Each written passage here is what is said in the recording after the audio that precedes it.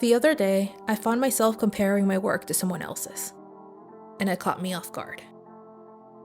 I didn't expect it to affect me the way it did, but it did. I felt this small wave of jealousy, and before I knew it, comparison had quietly taken over. It didn't happen all at once. It just slowly shifted how I felt about my own work. I noticed it made me want to create less. Like the joy I usually feel got replaced with a lot of self-doubt.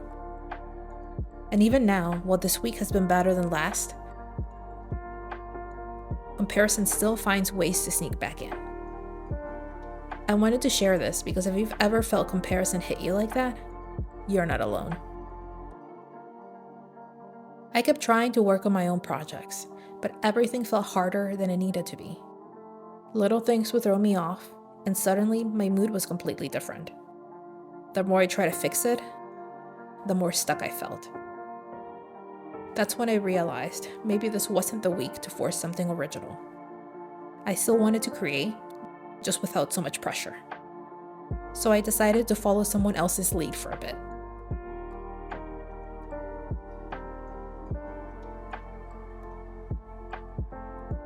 Even though I really just wanted to sulk, and I did for a bit, I still wanted to work with my hands.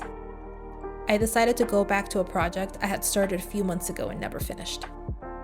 Instead of trying to come up with something on my own, I followed a tutorial. My creativity felt low, and honestly, having someone else tell me what to do was exactly what I needed. That's why sewing feels grounding to me, because there's an order to it. Cut, pin, stitch, press.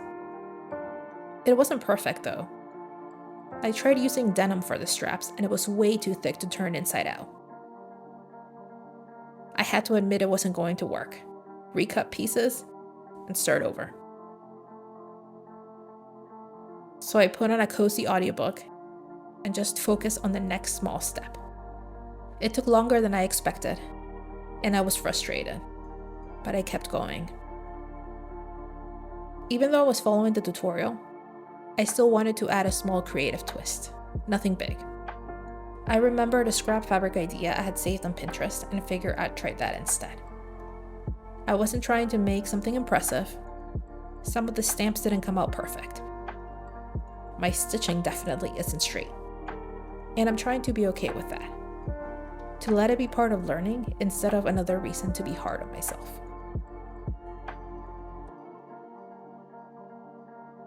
When you make something with your hands, it's never going to be perfect. And that's what makes it special. This bag is for me. It doesn't need to go viral.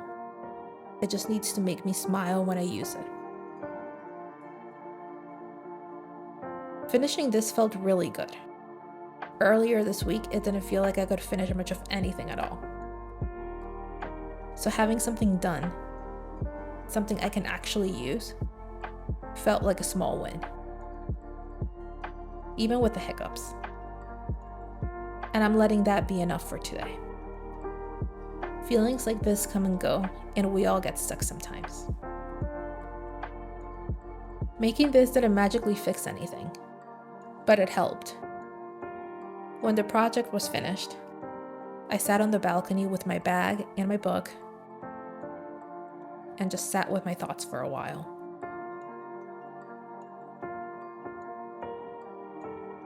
It was surprisingly sunny. The air was still cold, but the light felt warm. And I was there, and that felt like enough. This week has been better than last, but I'm still learning not to measure my progress against someone else's. I'm still learning how to make things without needing them to be perfect. To let them be thoughtful and intentional, just not flawless. And for now, I think that's okay.